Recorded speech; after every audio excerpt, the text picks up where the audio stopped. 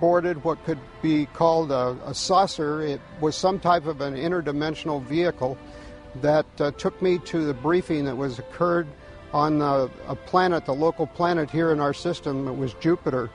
And the whole planet just radiated with the energy. And I spent time there with these incredible people or beings, and I got a glimpse of mankind's destiny or future as it was possible.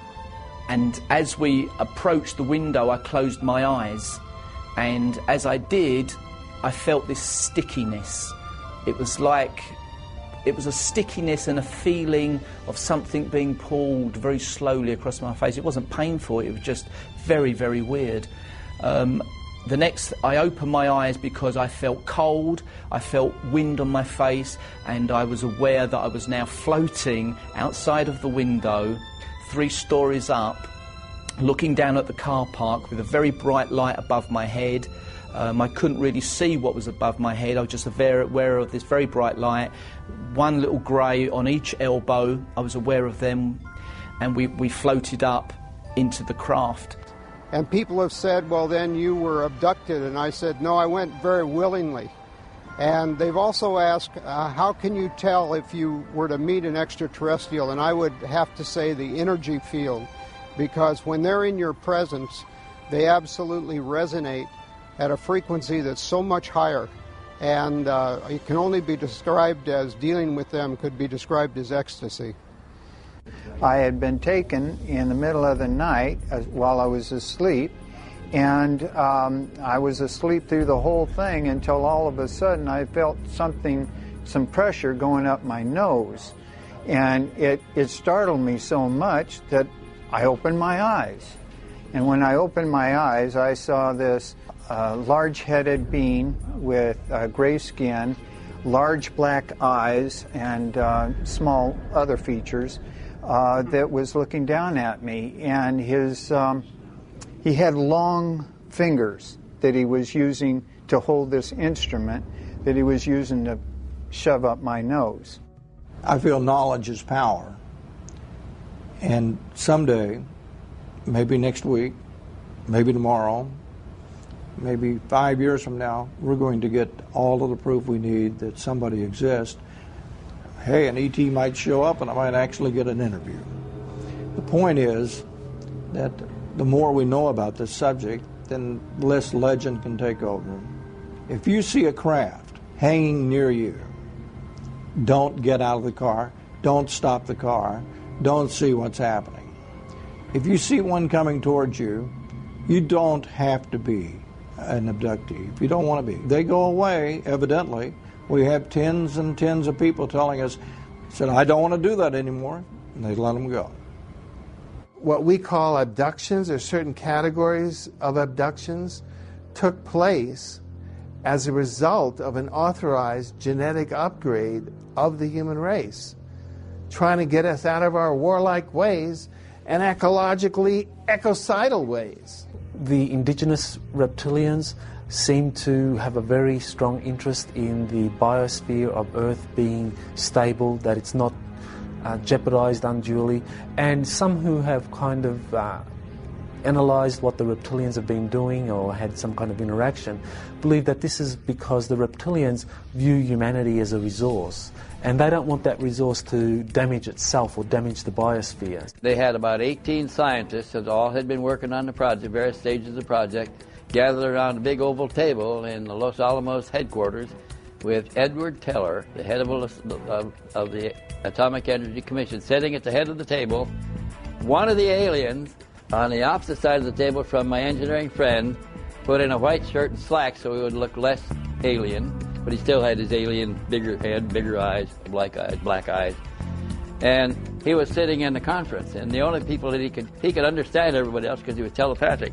And the only way he could communicate, though, was the signs that he had developed with my engineer friend to answer the question. But here's a man, an alien from another planet, sitting in a conference in 1968 in Los Alamos headquarters on the progress of learning how to bridge the gap between the alien technology and ours.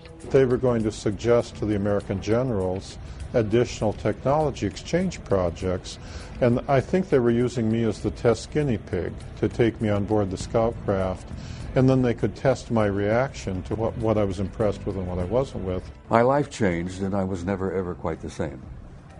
So the study itself was not as complete as it could have been. They concluded what they wanted to conclude. One, there was not a threat involved. Two, they weren't the Soviets. Three, the evidence was overwhelming. They were extraterrestrial. Four, there were 4 groups involved. 4 different groups. And they were all humanoid, but they were not human. Only one of the 4 was what we considered to be human. One group out of the 4 looked so much like us. I mean, almost identical to us. They could have put on these guys could have put on a suit and tie. And for the females, because we encountered some of them as well, they could have put on a dress, suit and tie, coat, jacket, sit down with you, next to you in a restaurant, sit next to you in a theater. You'd never know. Sono persone come noi, che hanno un corpo come noi. That have a body like ours.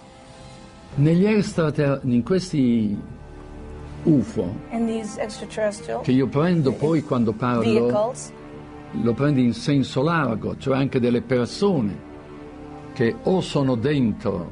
he says, I'm using this in a large sense. Or the people are inside the craft. Ma questo è molto molto difficile pensarlo. Oppure comandano, ma sono distanze enormi. Se si fanno vedere da noi, mica c'è un pianeta che è a 1000 chilometri da noi. Se no a 1000 chilometri ci sarebbero già arrivati. But they make themselves seen and known to people on Earth. Quindi è molto ragionevole che siano dentro. So it's probably logical that they're inside a craft instead of coming from somewhere else without a craft. E quindi sono persone come noi, composte di una parte spirituale, che la chiamiamo anima. Gli UFO, io non ho mai parlato con un UFO, non ho avuto... He says they would have to have a soul like we do. Ma che abbiano anche un corpo, devono averlo un corpo. They'd have to have some kind of body. E se no sarebbero angeli. Otherwise they would be angels.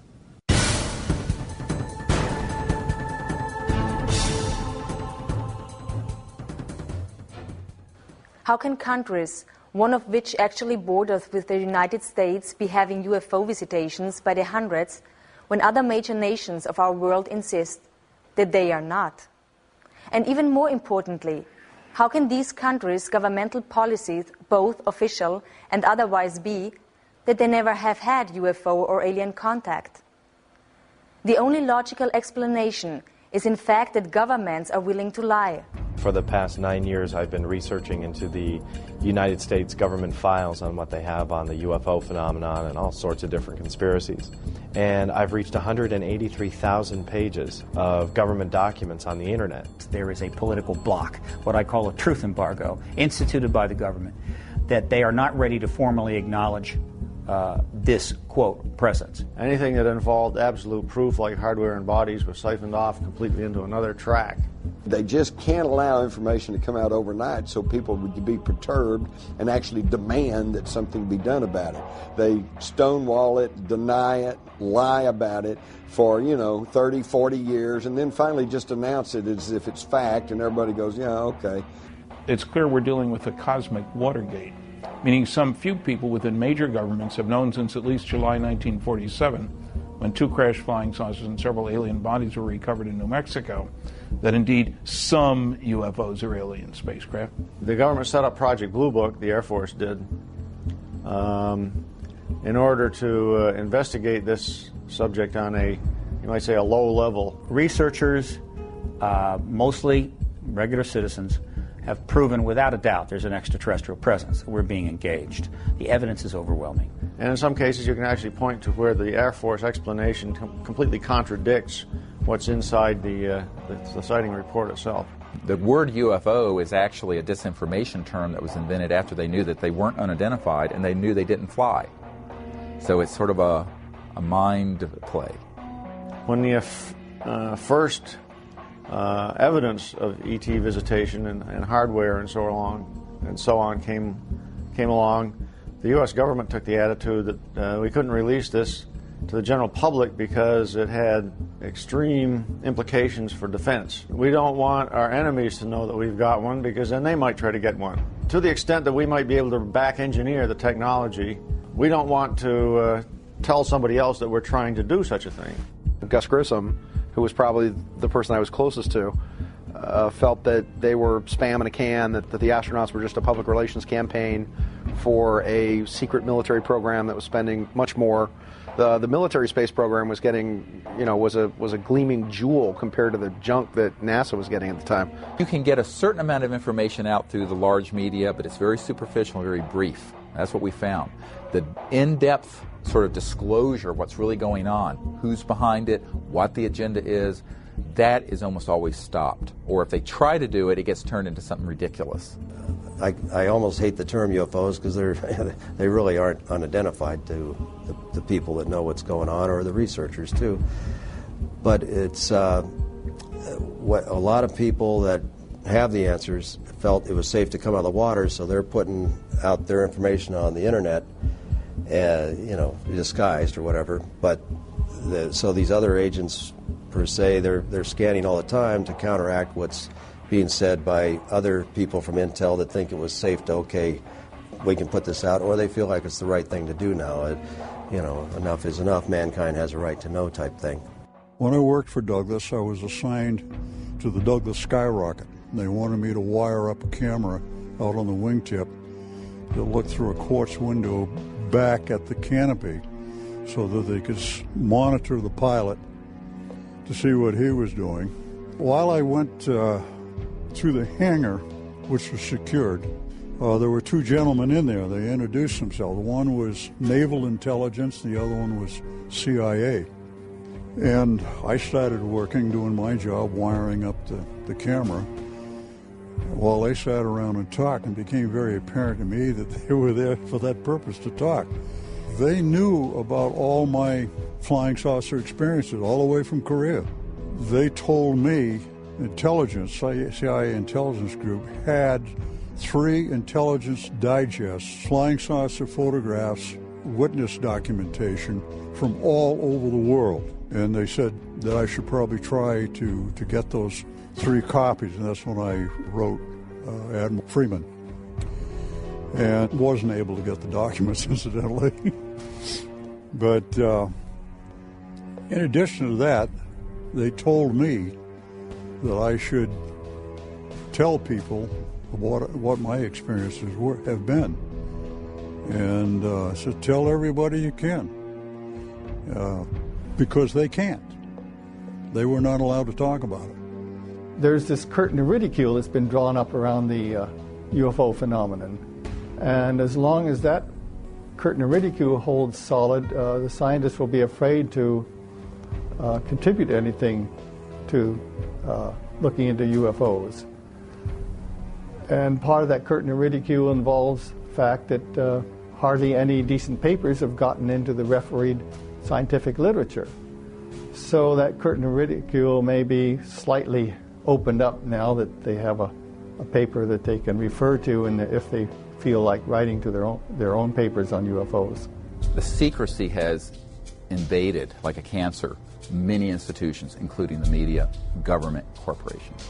I got into more and more controversial and exotic subjects. I found myself a journalist without a journal. There is definitely very tight control over the flow of information in certain topics through our corporate control mass media. They seem to take it upon themselves to be the gatekeepers of information. Part of this information that they are keeping from us is the just absolutely immense wealth of information concerning the UFO phenomena and the fact that it can be tracked and documented all the way back through history. The only institution that is more corrupt than what I'm describing as this rogue transnational kleptocracy is the major media. worse than the Congress, worse than the White House, worse than anything at the normal level of clearances at the Pentagon, is big media. Big media does not report the truth about these things because they are not free to. And we think in the United States and in the Western world we really have a free press. We have a free press on everything that's not important. On the really important issues, it's